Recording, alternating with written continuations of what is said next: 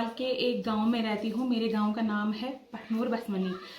तो मैं NRLM में आज से 3 साल पहले जुड़ी थी। हमें एक मोबिलाइजेशन टीम आई यहाँ पे, हमारे घर में आंगनवाड़ी थी, उन्होंने हमें अवेयरनेस एक प्रोग्राम दिया कि ऐसे ऐसे NRLM एक स्कीम है, आप इसके साथ जुड़ जाओ तो आप इससे अच्छा फ़ायदा उठाओगी। फिर हम NRLM के साथ जुड़ गए। तो फिर मैं खुद मोबिलाइज़र का काम कर रही थी, क्योंकि मेरे पीछे मेरी फैमिली थी जिनको पालना बहुत मुश्किल था मेरे लिए। तब NRLM मुझे 1500 रुपये की सैलरी देता था, लेकिन मैं उस 1500 रुपये पे भी सेटिस्फाइड थी कि शुक्र अल्लाह का मुझे ये 1500 रुपये मिल रहे हैं। उसके बाद क्या हुआ कि जब हमारा पहला रिवॉल्विंग फंड आया तो मैंने उससे भी कुछ लोन लिया और अपने घर के लिए कुछ थोड़ी बहुत गाय एक थी पहले हमारे घर में, फिर मैंने दूसरी गाय भी लाई उसकी मदद से। तो मैंने अपना रोज़गार अच्छे से चलाना थोड़ा शुरू किया। जैसे कि पहले अगर हमारी मंथली इनकम होती थी 3000 रुपये या 4000 रुपये, उसके बाद हमारी मंथली इनकम 6000 रुपये पे पहुंच गई। उसके बाद हमारा CIF आया तो मैंने उससे भी लोन लिया और मैंने एक और गाय लाई बैंक लीकेज की, उसकी मदद से भी। तो मैंने 3 गाय रखी।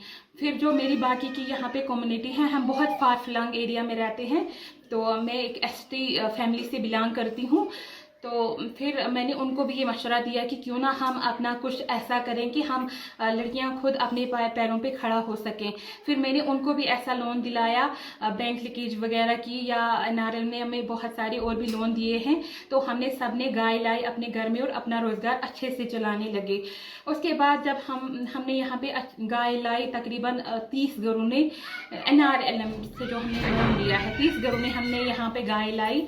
तो अब हमें दूध बिक्री करना बहुत मुश्किल हो जाता था, क्योंकि हमें यहाँ से 2 किलोमीटर की दूरी पर एक दुकान है जहाँ पे हम अपना दूध ले जाते थे।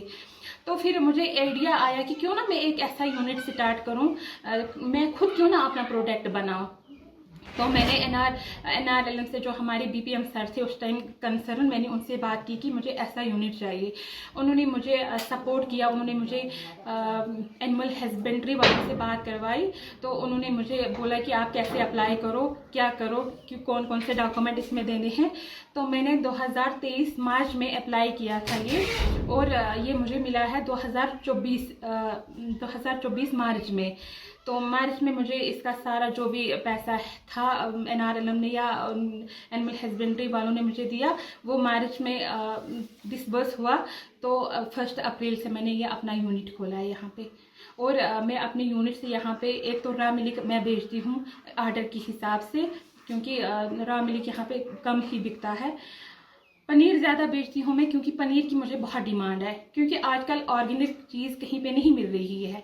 और मैं 100% ऑर्गेनिक बनाती हूँ यहाँ पे कोई मिलावट नहीं है। जैसे कि आप सब जानते हो, जो मतलब त्राल की गाय हैं या नीचे कहीं की बात करेंगे, वो अगर दिन में उनको खुला छोड़ते हैं तो वो पॉलिथीन वगैरह खा के, जो वो गाय हैं वो पॉलिथीन वगैरह खा के, या वो दिन में खुली होती हैं सड़क पे, वो सारा ये गंद बला खा के तो अपना पेट पालती हैं। वो दूध में भी मिलावट हो जाती है।